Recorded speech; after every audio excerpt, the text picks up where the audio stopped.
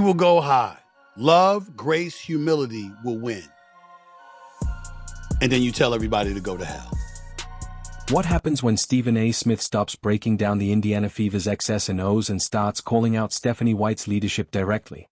A heated controversy involving Sophie Cunningham, DJ Carrington, and a coaching decision that has left everyone divided has shoved White into an uncomfortable spotlight, while Caitlin Clark and her teammates appear ready to stand behind her.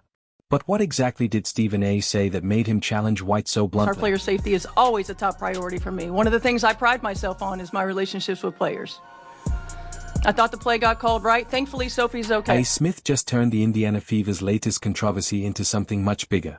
Because this time, the question is not simply whether Stephanie White... Embracing the reality of the tense situation that the WNBA, and especially you as the coach of the Indiana... The question is whether the Fever's head coach has lost the confidence of the very people she is supposed to lead. And Stephen A. Smith is now demanding answers. The coach of the Fever, get her out of there. Get her out of there. Fire her ass today. I don't want her back on that bench. The controversy began with a play that somehow managed to produce more drama than some entire WNBA games. During the Indiana Fever's August 8th matchup against the Chicago Sky, DJ Carrington was ejected after making contact with Sophie Cunningham around the head and neck area on a breakaway play. The officials assessed the foul as a flagrant 2, which meant Carrington was sent out of the game immediately. There was no review deliberation, no chance to argue the call. One whistle, one ruling, and suddenly one of the biggest stories of the WNBA season had been born in a matter of seconds. When this young lady got ejected from a WNBA game the other day for a flagrant foul on Sophie Cunningham, did y'all see it? On its own, that should have been the end of the basketball story. There was a hard foul. The officials reviewed it, a decision was made, and everybody could move on. Except nobody moved on. Instead, the incident exploded into a much wider argument involving player safety, coaching, social media, race, politics, fan loyalty, and eventually the future of Stephanie White in Indiana. Suddenly, the Fever were not just dealing with what happened on the court. They were dealing with what their own coach said about it afterward. That explanation might sound reasonable, until you understand why so many people were unconvinced. Because cameras do not care about press conferences, personal relationships, or carefully chosen explanations. They simply record what happened, and the footage circulating online has given critics plenty of material to question Stephanie White's account of the incident involving DJ Carrington and Sophie Cunningham. That has created an uncomfortable contradiction between what viewers believe they saw and what White said she saw. Online discussions have focused heavily on whether her explanation was consistent with the available footage. And that is precisely where Stephen A. Smith entered the conversation. The crossroads that Stephanie is stuck in is she knows DJ Carrington is a good person, but now she's coaching people who are likely taking money from the Heritage Foundation, has a large mega racist fan base, and they didn't like that she defended Carrington. Take personally any suggestions that I don't 100% always have my players back. Smith did not approach the issue as if it were merely a debate over whether a foul should have been upgraded from a common foul to a flagrant. Instead, he went after the larger leadership question. And that distinction is important, because his criticism was directed at White's responsibility as the head coach of the Indiana Fever. His argument was essentially that if you are the head coach, watching the game is not an optional side quest. You are supposed to know what is happening on the floor, recognize when one of your players has taken a dangerous hit, and understand when a situation requires an immediate response. When one of your players is left on the floor after a violent collision, fans naturally expect the coach to react before somebody on social media has enough time to upload 3 camera angles, add dramatic music, and build an entire narrative around it. That expectation creates another layer of scrutiny around the situation, and it has fueled speculation from people who believe White's familiarity with Carrington may have influenced how she initially interpreted the play. However, that theory also needs to be true. In the NBA and the WNBA. But you know things have devolved when you've got the Attorney General for the state. Coaches spend years working with athletes, learning their personalities, understanding their tendencies, and developing relationships that can continue long after the player leaves the team.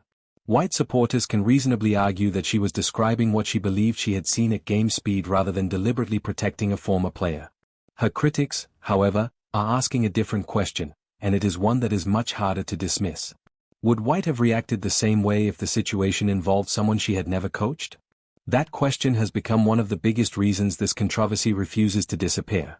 Because once trust becomes part of the conversation, every explanation starts getting examined under a microscope.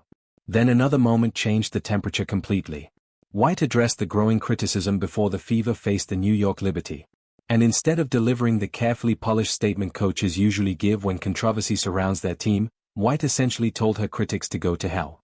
There is something almost beautifully chaotic about talking about grace and humility before essentially informing your critics that they can take a long walk in the opposite direction.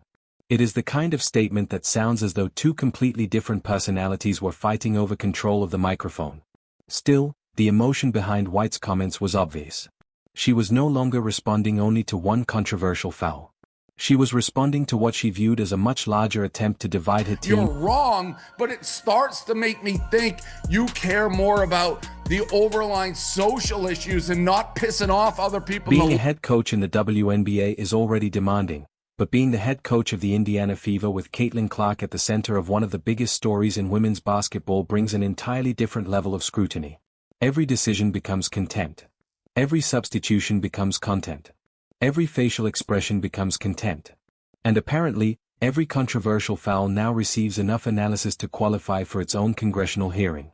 The Fever have become one of the league's biggest attractions, which means White is coaching under a microscope that very few coaches ever experience. However, Stephen A. Smith's argument is not necessarily about the standings. It is about leadership. That brings us to one of the most uncomfortable parts of this entire situation, because Fever fans booed Stephanie White inside her own building. Think about how unusual that is. White was not walking into Chicago, New York, or Las Vegas as the opposing coach. She was walking into her own arena, surrounded by fans who were supposed to provide home court energy, and some of those same fans were booing her. Smith highlighted that exact point when he delivered his reality check, emphasizing that White was not the road team. She was the home team's coach. That is no longer ordinary criticism. She is the dumbest coach I've ever seen. Love, grace, humility, integrity. And you can go to hell if you don't love grace and integrity. The situation became even more complicated because Caitlin Clark publicly defended White. Clark reportedly said the booing made her feel sick and made it clear that the players had their coaches back.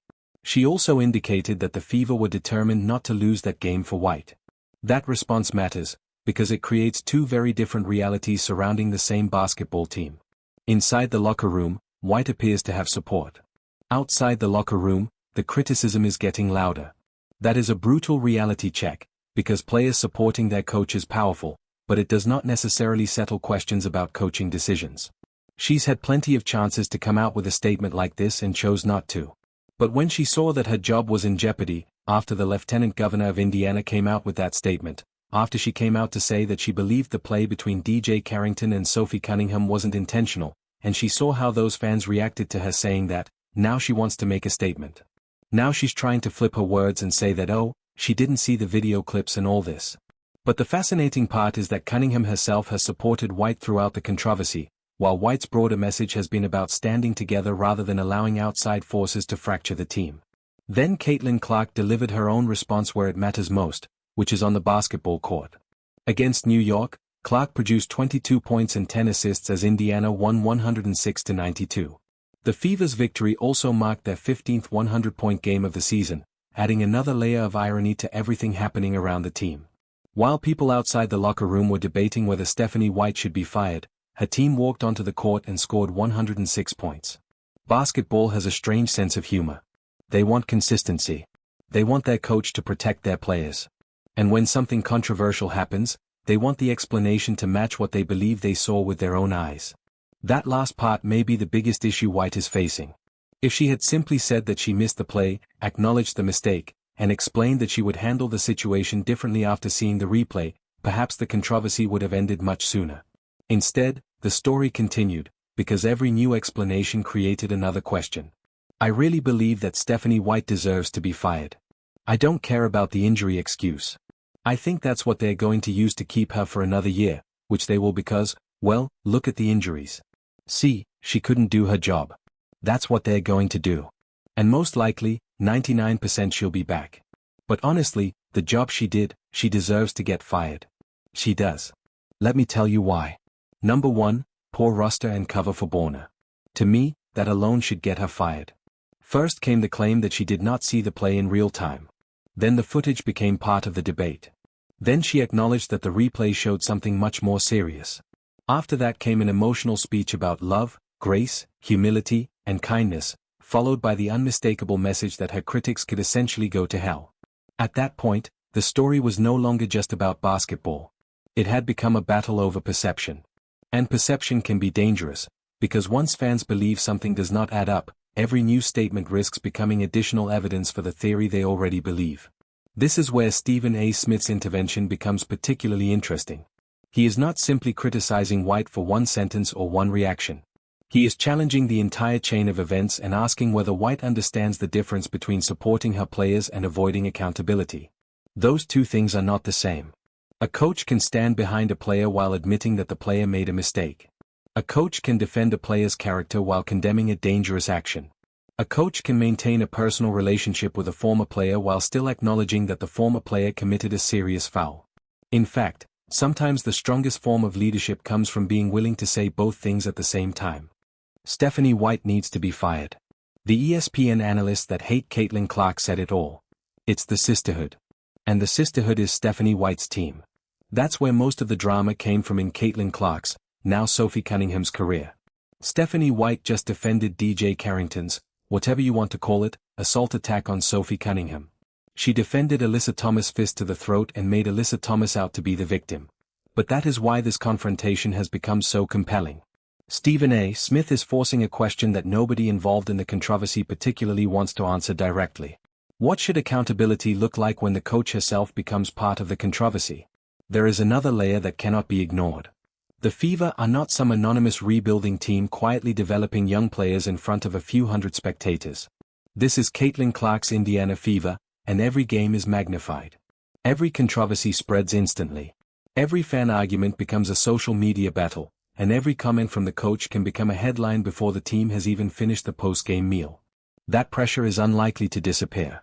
If anything, it is probably going to increase, and the more those moments are dissected, the harder it becomes for White to simply coach basketball without becoming part of the story. However, there is one thing that could completely change the narrative. Winning. Winning smooths over doubt, silences critics, and gives a coach something every explanation cannot buy, which is proof. But if the Fever begin losing, every unresolved controversy surrounding White could return with interest. That is why this moment matters. Stephen A. Smith has essentially placed a spotlight on a problem that was already burning beneath the surface. The booing suggests that some fans are deeply unhappy. Stephanie White is getting absolutely worked today. Wow, it's bad. Do you know how bad you must be? Do you know how unfavorable, do you know how out of touch you must be with your fan base, with your state, to where the lieutenant governor of your own state is demanding that you get fired? The players defending White suggest that the locker room may not share that frustration. Caitlin Clark's response shows that the team's biggest star does not want the controversy dividing them. While White's emotional defense demonstrates that she believes the criticism has crossed a line. Yet several unanswered questions remain. Did Stephanie White genuinely fail to see the Carrington-Cunningham incident in real time, or did she simply misjudge what she saw? Did her previous relationship with Carrington influence her initial reaction? Or is that criticism unfair? Can a coach tell critics to go to hell while simultaneously asking everyone else to lead with grace and humility? And perhaps most importantly, can White turn all of this noise into something that ultimately strengthens the Fever? Because Stephen A. Smith may have delivered the confrontation, but the next chapter belongs to Stephanie White. She now has the opportunity to do what every great coach eventually has to do when the noise becomes overwhelming, which is to answer the criticism with results.